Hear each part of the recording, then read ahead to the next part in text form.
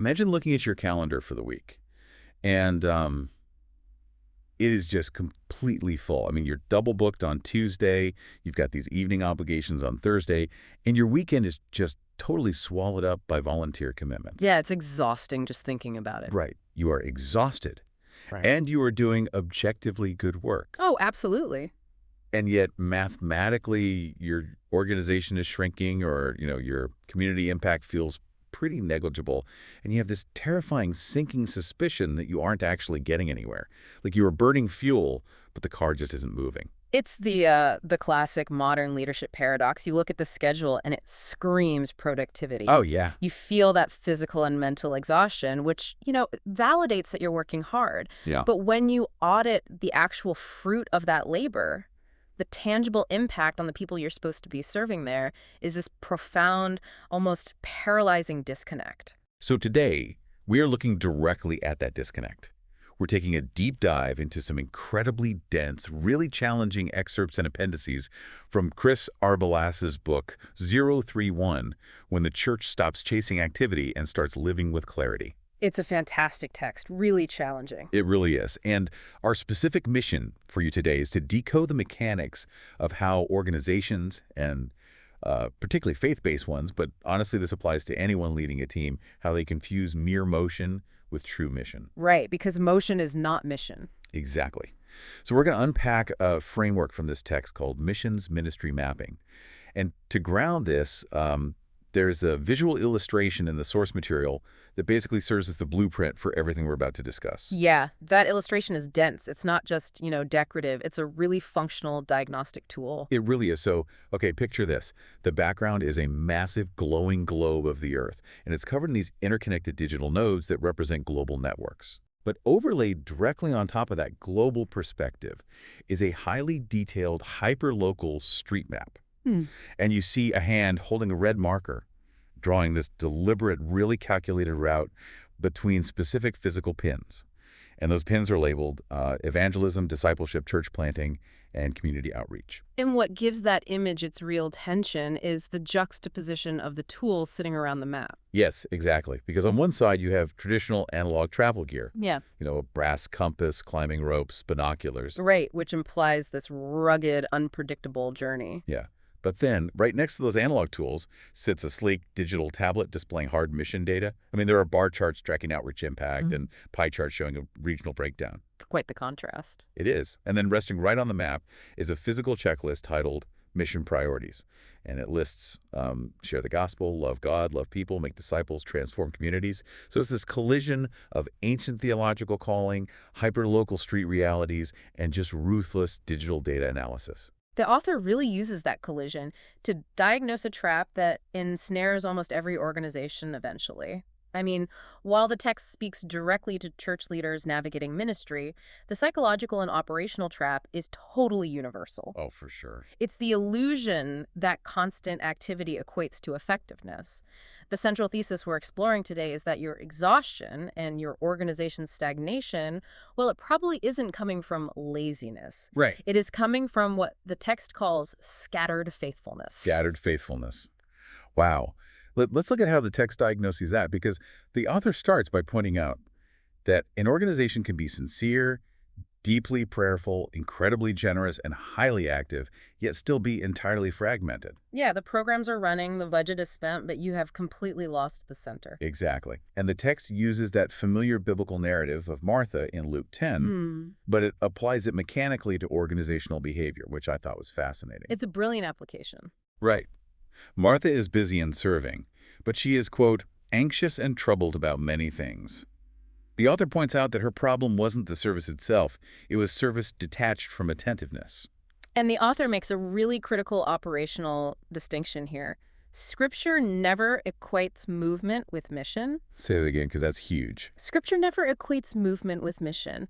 But in our current age of motion, organizations are structurally rewarded for frantic pacing. Oh, absolutely. I mean, the algorithms demand constant content, the community expects constant programming, the bird expects constant growth.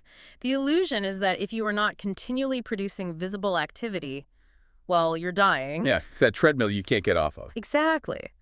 But an organization can keep serving while slowly losing its core identity. It can execute 100 good things while systematically neglecting the right things. So how do you actually measure that? Because losing your center sounds, I don't know, a bit abstract. It does, yeah. But the text provides 5 very specific mechanical symptoms of an organization that has lost its discernment. And I was looking at these, and the cascade effect is brutal. So first, the text says leaders begin making decisions based on pressure rather than purpose. Yeah, that is the total collapse of the leadership filter. Wow. When an organization lacks a defined missional map, it literally has no criteria for saying no. Right. Therefore, the most vocal constituent, or the largest donor, or just the latest cultural crisis ends up dictating the agenda. The urgent entirely eclipses the important. You basically stop navigating and you just start reacting to turbulence. Which naturally leads to the second symptom, which really hits the people on the ground. Volunteers become overused. Oh, inevitably. Because if leadership is reacting to every pressure point by creating some new initiative, well, the same core group of highly dedicated people are asked to run it. Right, the 80-20 rule. Exactly. And they aren't serving out of a sense of calling anymore. They are serving out of sheer obligation just to keep the machine running. And operationally, that transforms volunteers into a utility. You're basically plugging human beings into structural leaks. Ouch. Yeah, and that leads to systemic burnout, which, tragically, the organization often mistakenly praises as intense dedication. Wow, that's heavy. So if you have leaders making pressure-based decisions and you've got volunteers running on fumes, it stands to reason the underlying structure of the finance is probably on autopilot too. Definitely. You just don't have the energy to innovate financially if you're constantly putting out fires. And you've just diagnosed symptom number 3. Budgets become historical rather than missional. Okay, explain the mechanics of that, because I see this in corporate budgets all the time. Right, so a historical budget means money flows into inherited patterns simply because the spreadsheet had that line item last year. Ah, I see. The organization funds habits, not its calling. For example, a church might continue allocating, say, 20% of its outreach budget to a summer festival that was wildly successful 15 years ago. Right, back when it actually worked. Exactly.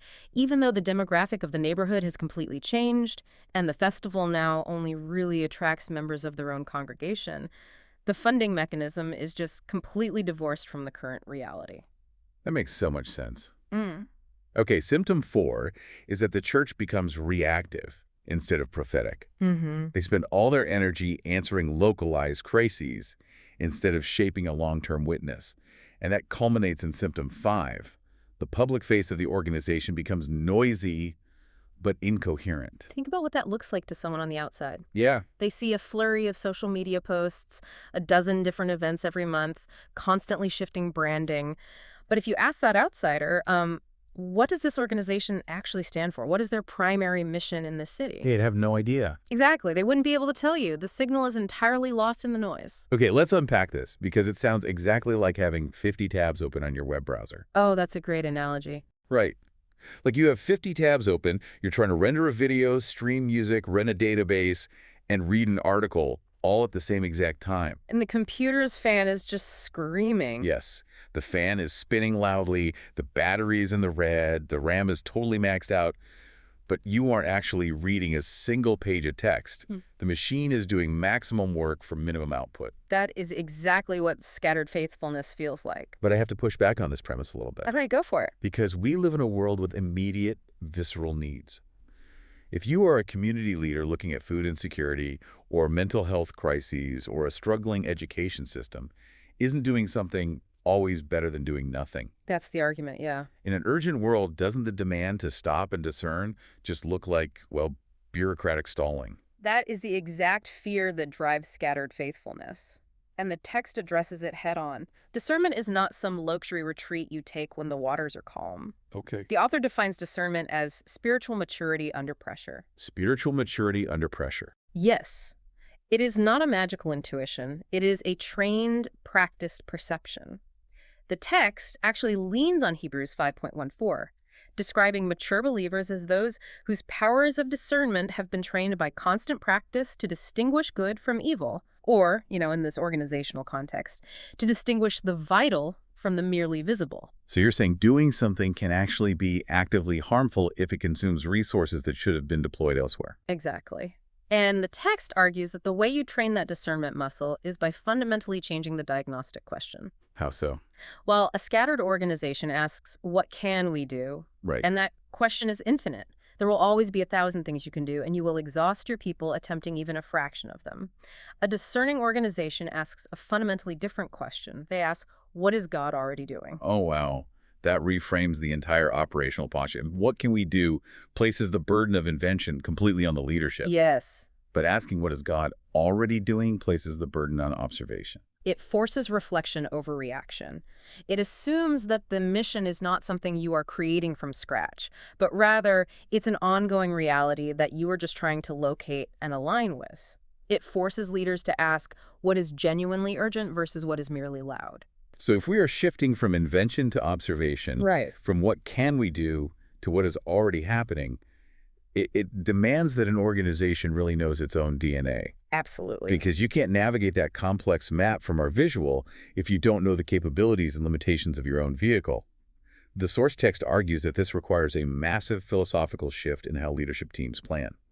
You have to move from a strategy-first mindset to a theology-first mindset. This is the absolute bedrock of the entire framework. The deepest operational mistake a mission-driven organization makes is assuming that it is the architect of its own mission. Right. The text is definitive here biblically. Mission is received before it is organized. Received, not created. Exactly. The theological pattern is initiatory from the top down. The Father sends the Son sends the Spirit forms the church is then sent into the world. The organization does not manufacture its importance, it simply recognizes its assignment. And if you invert that order, if strategy comes before theology, you inevitably end up with pragmatism. Yes. You build a human plan based on corporate growth metrics or demographic trends or, whatever the megachurch down the street is doing, and then you just retroactively ask God to bless it. When strategy leads, it really becomes a substitute for conviction. And the author uses this striking biblical precedent to illustrate this. He talks about the Apostle Paul in Acts chapter 16. Oh, right. Paul and his team are on a missionary journey. They have the ultimate mandate, right? Spread the gospel. Yep. They have the zeal, they have the strategic capability. Mm. But the text explicitly notes that they were, quote, forbidden by the Holy Spirit to speak the word in Asia. And when they attempted to go into Bithynia, the Spirit of Jesus did not allow them. That is wild. Mm-hmm. They were prevented from doing objectively good work. Precisely. And what's fascinating is how the author applies this to modern leadership. Paul wasn't stopped because his strategy was inherently evil. He was stopped because not every open road is a God road. Wow. Not every open road is a God road. Right. Not every opportunity is an assignment. The author observes that many ministries and nonprofits, they don't collapse because of moral rebellion. They collapse from severe overextension. Yeah, burnout. Yes. They said yes to far too many good things without the theological clarity to ask if those things were their assigned things. Here's where it gets really interesting. You're basically saying the church is a steward, not an owner. Exactly. It's like house sitting. If I'm house sitting your place while you're on vacation, I'm highly responsible for it. I need to water the plants, check the mail, make sure the doors are locked. Right, you're managing it. But I don't possess the authority to just decide to knock down a load-bearing wall and build a swimming pool in the living room. Yeah. Even if I have, like, architectural data proving it will increase the property value by 20%. Exactly. I don't own the house. My strategy doesn't supersede the owner's intent. I have to ask what the owner wants. That is a perfect analogy. The author actually cites 1 Corinthians 4.2. It is required of stewards that they be found faithful. A steward manages capital. Because the gravity of that age of motion we talked about, it pulls you toward imitation. The easiest way to relieve the pressure of leadership is to just look at the massive megachurch down the street that is going viral, download their PDF blueprint, and try to install it in your own context. Imitation is the enemy of assignment. To combat this, the author provides a series of really grueling diagnostic exercises in the appendices. Yeah, I saw those. Grueling is the right word. The first is the identity integrity exercise. It forces a leadership team to confront the gap between their stated theology and their functional theology. Okay. It asks a terrifying question. If a secular sociologist observed your organization's calendar, budget, and staff meetings for 12 months without ever reading your mission statement, what would they conclude your actual mission is? Oh, man. That is a brutal audit. It really is. Because your mission statement on the wall might say radical community transformation, but the sociologist might look at your calendar and say, well, your mission appears to be maintaining a private social club that meets on Sunday mornings and occasionally hosts a bake sale. It entirely removes the rhetorical cover. Yeah, it stripped it all away. And once you identify who you actually are, you have to execute the context reality mapping exercise. You have to look ruthlessly at your actual present context. And the text is highly specific about what that means, right? Like, you cannot base your strategy on the community you wish you had. No. You cannot base it on the congregation you remember from 1995. And you cannot base it on the influence you assume your institution still holds in the public square. Because context is not a distraction from the mission. It is the physical soil in which the mission must be planted. Right. The author points out that Jesus ministered differently in rural villages than he did in Jerusalem. Not because his core message changed, but because the demographic and spiritual realities of the people differed. That makes sense. If an organization ignores its context, it becomes utterly irrelevant, literally answering questions no one in the neighborhood is asking. Mm? But if it is entirely consumed by its context, it risks compromising its theology just to stay popular. Discernment is the tension of holding both. Absolute faithfulness to the theological core and hyper-attentiveness to the local reality. So how does a team actually map a context that is constantly shifting? Yeah. I mean, neighborhoods gentrify, demographics change, major employers leave town. It requires getting out of the boardroom. Yeah, the appendices actually instruct leaders to physically leave the building. The community context scan exercise tells them to dedicate a week to gathering raw data. They have to interview a local civic leader, a public school administrator, a business owner, a long-term resident. They have to ask, what are the hidden barriers in this zip code? What do we assume about this community that we have never actually verified? Which brings us fully back to that opening visual we discussed. Yes, the globe and the map. The local street map overlaid on the globe, the digital tablet next to the compass. Once you have reclaimed your theological stewardship and you have gathered the raw, unvarnished data about your context, you have to synthesize it. You have to actually build the map. This is where the theoretical framework becomes a really concrete operational tool. Let's examine the mechanics of ministry mapping. Yeah. The author stresses that this is not just an administrative exercise in making better spreadsheets, right? No, not at all. It is a, quote, spiritual discipline of alignment. It's a structured way of listening to the data. It's bringing form to obedience. The framework requires leaders to map every single initiative across 4 specific quadrants: people, place, partners, and priorities. Okay, let's break those down. Let's look at the place quadrant, which the visual represents with the globe and the street map. This addresses a massive tension in the text regarding local versus global mission. Right, the author asks a very pointed question here. Has your organization exaggerated its local mission while entirely neglecting its global responsibility? Or, conversely, are you using highly visible global mission trips as an escape hatch to avoid dealing with the complex, uncomfortable realities of your own local neighborhood?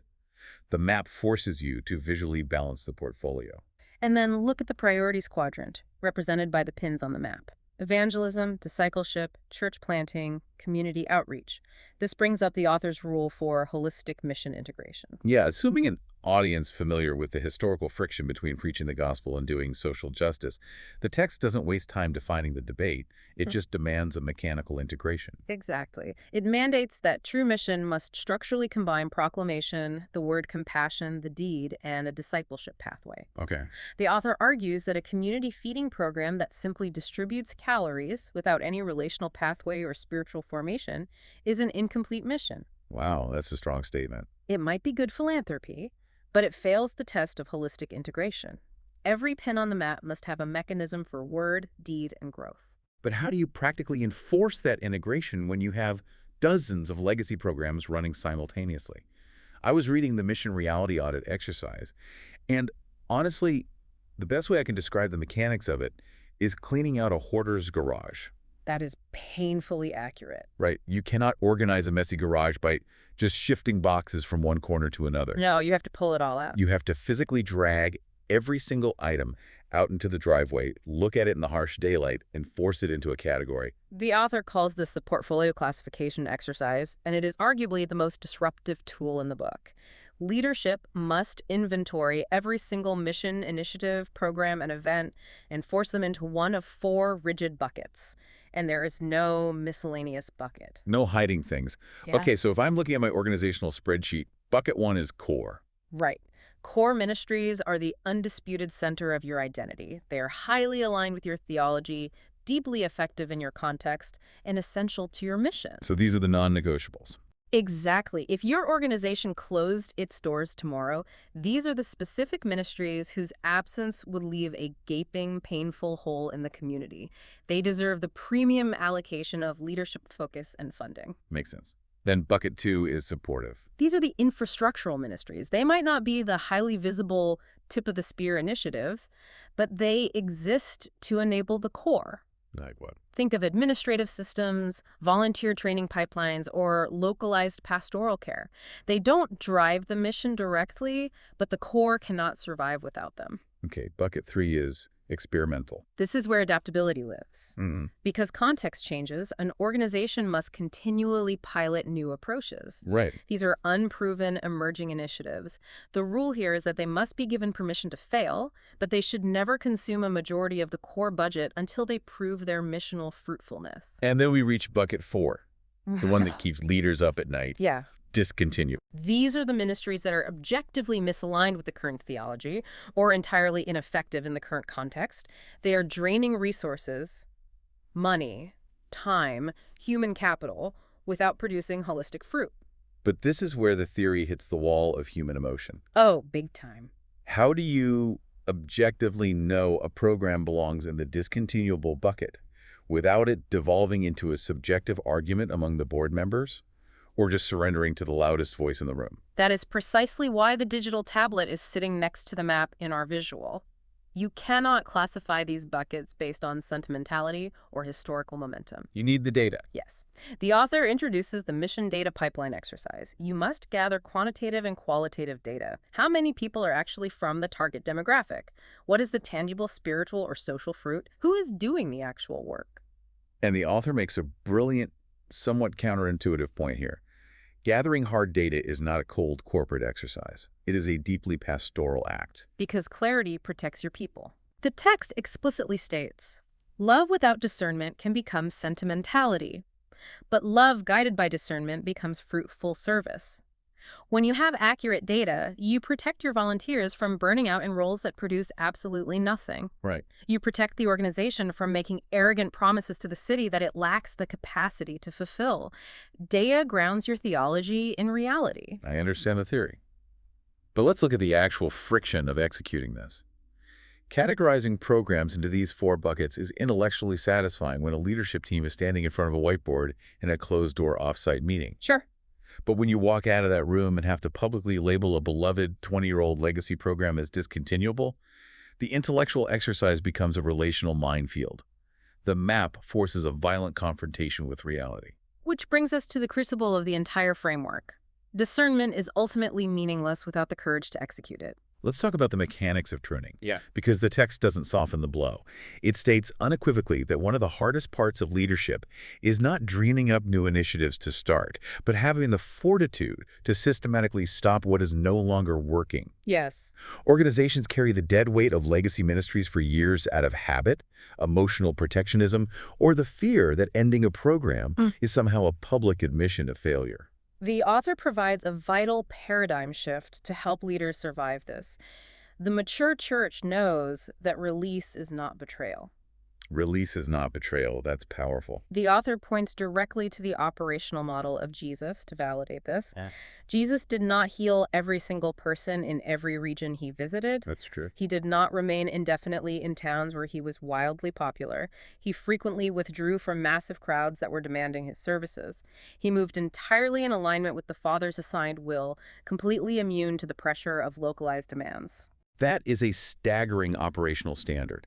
If the Son of God actively refused to meet the false expectations of the crowd in order to protect his core mission, then a healthy organization must build the structural capacity to do the exact same thing. A mature organization recognizes that some ministries are strictly seasonal. Some are meant for a specific geographic moment. Right. True organizational wisdom is knowing the difference between faithful stewardship and fearful preservation. A church that masters the discipline of releasing the old is usually the only church capable of renewing its future. I need to play devil's advocate here Yeah, and push back hard on this because we are talking about human beings, not abstract programs. of course. We are talking about the relational fallout of pruning.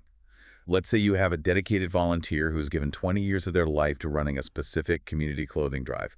It was vital in 2006. But today, local government infrastructure handles that need much better, and the church's program is functionally obsolete. But that volunteer's entire social identity is wrapped up in that program. You can't just take a pair of shears, snip the branch, and walk away. Humans aren't plants. Right. If you cut that program, that volunteer might leave the church entirely and take 3 other families with them. How does the framework suggest a leader survive that pastoral nightmare without the organization fracturing? That is the exact scenario where the theology first principle is tested. First, you have to separate the honoring of the past from the funding of the future. Okay. The author suggests a mechanical process for sunsetting. You do not send an email. You do not just silently cut the budget. Obviously not. You sit down with that volunteer, and you deeply, publicly validate the real fruit that ministry produced in its correct season. You celebrate it. Yeah. But then you redefine the win. You explain that the context has changed, and true stewardship demands that the organization's resources pivot to where God is moving now. You have to pastor them through the grief of the changing season. Exactly. You invite them to bring their proven dedication into a core or experimental bucket. But if they choose to leave, the leadership must possess the spiritual fortitude to let them walk away. Wow. Because if you keep an obsolete program alive just to appease a vocal donor or a legacy volunteer, you have violated your stewardship. You are now funding comfort instead of calling. And the author provides a ruthless diagnostic to expose where an organization is doing exactly that. It's called the budget truth test. Oh, this exercise strips away all rhetorical illusions. You take your 4 buckets, core, supportive, experimental, discontinuable, and you map your actual financial expenditures against them. Financial resources reveal theological priorities more honestly than any mission statement ever drafted. Time, money, and staff bandwidth are finite. When you allocate them, you are making a hard theological declaration about what you truly believe matters. Yes. So if a leadership team claims their primary mission is empowering the next generation, but the budget truth test reveals that 75% of their budget is allocated to maintaining a massive aging building and upgrading the sound system for a demographic over the age of 60. Well, the spreadsheet is calling the mission statement a liar. And it forces the leadership to ask, which specific line items in this budget are genuine acts of faith targeting our core assignment, and which line items are simply acts of institutional inertia? This rigorous truth-telling isn't just applied internally either. The text applies the exact same pruning shears to external global partnerships. There's a whole operational section on the partnership discernment matrix. The author demands that churches stop treating global missions as a sentimental vanity project. Yeah. The matrix requires leaders to score their global partners on 4 axes: theological alignment, strategic fit, relational trust, and mutual benefit. It asks a devastating question. Are you maintaining this international partnership out of deep missional conviction, or is it just a convenient photo op for your annual report? And the scrutiny on short-term missions is even sharper. The text asks if your organization's model for short-term trips actually facilitates long-term discipleship, or if it mechanically creates economic and leadership dependency in the host country. It asks, would the local indigenous leaders describe your church's presence as a catalyst, a distraction, or a burden? Oof. Asking that question requires the death of institutional ego. But as the author argues, truth-telling is the absolute prerequisite for alignment. In the biblical prophetic tradition, the prophets never began with a 10-point solution. They began with a devastatingly accurate diagnosis of the current reality. You cannot restore what you refuse to name as broken. So let's play this out. A leadership team reads this text. They do the brutal work. They run the mission reality audit.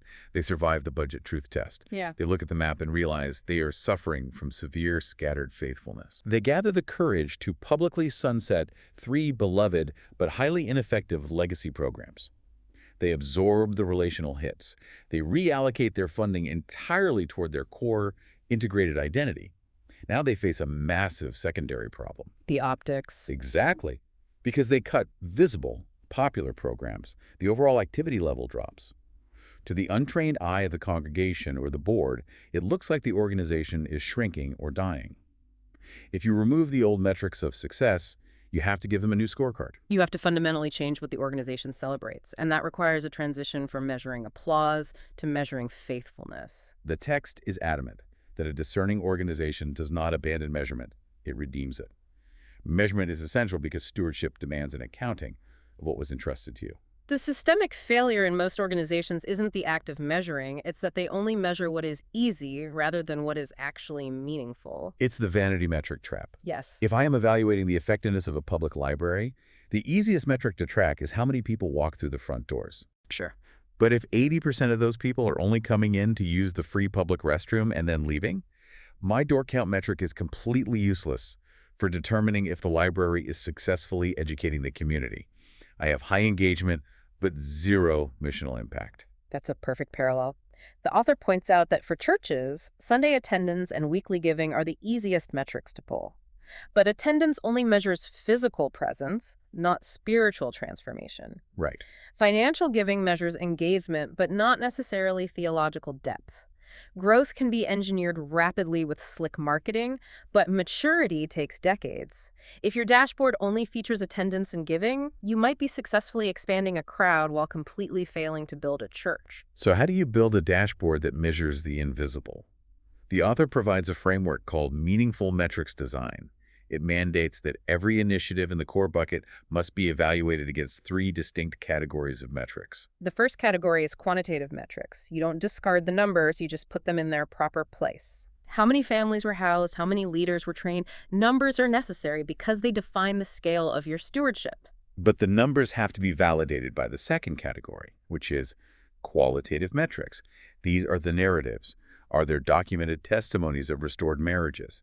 Is there verifiable evidence that the gospel is being embodied in the neighborhood, not just shouted at it? And finally, the third category, spiritual metrics. This is the hardest to track, but the most vital. Is there tangible evidence of discipleship?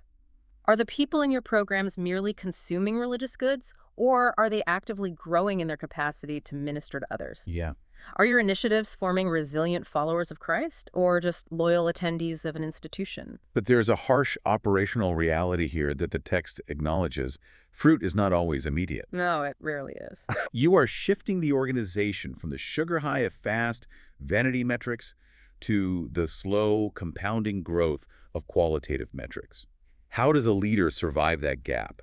How do you keep the board from panicking or the volunteers from losing morale when you are asking them to wait 5 years to see the fruit of a newly planted theological oak tree? That tension is resolved through what the author calls the discipline of continuity. The discipline of continuity. Yes. The command is profoundly simple, yet incredibly difficult. Keep going. Discernment is not a weekend offsite where you draw a map, put it in a binder, and ignore it for 5 years. It must become the continuous operational posture of the organization. The appendices give a mechanical rhythm for this posture, the 90-day mission review cycle. Yeah. Every single quarter, the leadership must sit down with the map. They must reassess their alignment, review the quantitative and qualitative outcomes of the core buckets, refine the strategy based on any new context data, and publicly recommit to the theological core. So it's constant adjustment. Exactly. The goal of mapping isn't to build a rigid, unchangeable fortress. The goal is to build an organization with high missional elasticity. The neighborhood will change. The economy will shift. What was a brilliant, faithful expression of the mission 5 years ago might need to be sunsetted today. I love how the text phrases this. A church that keeps going in discernment becomes resilient, not because it avoids change, but because it navigates change with absolute clarity. It's beautiful. It's a complete refusal to accept lesser standards. You refuse to accept a full calendar without theological alignment. You refuse to accept frantic activity without long-term sustainability. You refuse to accept numerical growth without rigorous stewardship. And the culmination of this process is institutional credibility. Yeah. When an organization finally aligns its stated theology, its lived mission, its financial resources, and its daily practices, the friction disappears. The community stops seeing a frantic corporation trying to sell them religious goods and start seeing a coherent, embodied witness. The mission ceases to be an exhausting list of activities to execute and becomes an identity that the organization simply lives out. The map is not the end. That is the final warning of the main text. The map is just a piece of paper. The map provides the structural direction, the Spirit provides the actual life, and the church provides the daily obedience. When those three elements intersect, you no longer have a managed nonprofit. You have a living, breathing organism. It is the ultimate transition from scattered faithfulness to focused, potent witness. We have covered an immense amount of theoretical and operational ground today, but I want to pull all of this out of the abstract and place it directly in front of you, the listener, because the principles of this deep dive scale perfectly. They really do. Whether you are the executive director of a massive nonprofit, sitting on the steering committee of a local grassroots charity, managing a corporate division, or quite literally just staring at the chaotic, double-booked family calendar pinned to your refrigerator, the diagnostic questions of Chris Philasis's framework apply directly to you. The mechanics of exhaustion are the same at every level. Look at your own life. Are you confusing an open door, a new job offer, a new volunteer request, a new social obligation with divine direction? Wow. Just because you can do it, does that mean it is your assignment? Are you funding your comfort and your habits, or are you ruthlessly funding your core calling? Have you allowed the loudest, most anxious voices in your life to dictate your priorities, leaving you with a schedule that is packed to the minute, but a soul that feels entirely fragmented? Are you confusing mere motion with true mission? If you're listening to this and realizing that your personal or organizational map is a chaotic web of scattered faithfulness, I want to leave you with a final thought to mull over. The text ends with a profound meditation on the concept of legacy. We often think of legacy as building an empire, or leaving behind a massive endowment, or ensuring our brand outlives us. But the author challenges that definition entirely. He does. The text asserts that true legacy is never built in the frantic noise of constant, unaligned activity. It is not built by desperately imitating the successful models of others. Legacy is fundamentally built when the next generation inherits the discipline of discernment. Wow. So consider your current reality. If your present calendar, your exact financial budget, and the specific anxieties that keep you awake at night were handed directly to the next generation precisely as they exist today, would you be handing them a vital, living mission? Or would you merely be saddling them with the heavy, exhausting burden of your inherited habits? Would you be handing them a living mission, or just the heavy burden of your inherited habits? That is the mirror we all have to look into. If your operational dashboard is flashing red, if you are burning fuel but gaining no ground, it is time to stop the machine. Pull out the map, gather the raw data, and tell the absolute truth about where you currently are. I challenge you to take the next 30 days to run your own mission reality audit. Look at your commitments, find the courage to define your discontinuable bucket, and start pruning so you can actually bear fruit. Thank you so much for joining us on this deep dive. Keep questioning the noise, keep seeking clarity, and we will catch you on the next one.